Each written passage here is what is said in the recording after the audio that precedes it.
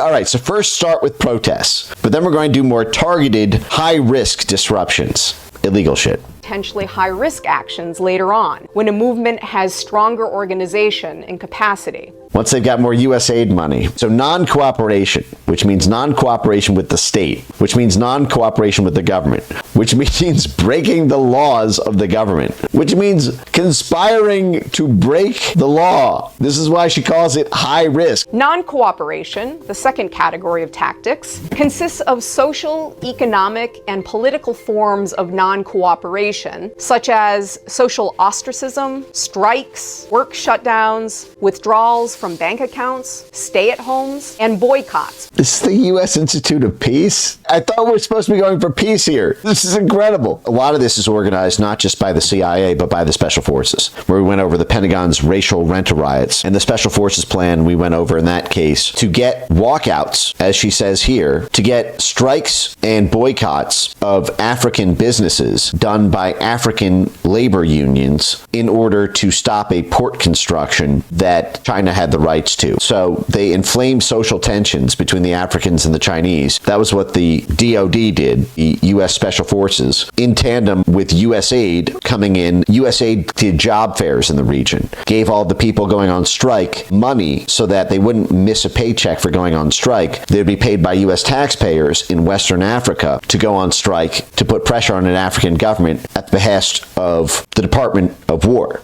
the Pentagon. It's a paramilitary thing. That's why the military is in control of it. Street mobs are paramilitaries. That's what they are. They're militias. When there's 100,000 people in the street, it's a militia. Black Lives Matter in Minneapolis, 100,000 people, that's a militia. That's why you have this military role in it. As the world watches and listens in horror, the peaceful pro-democracy demonstration in...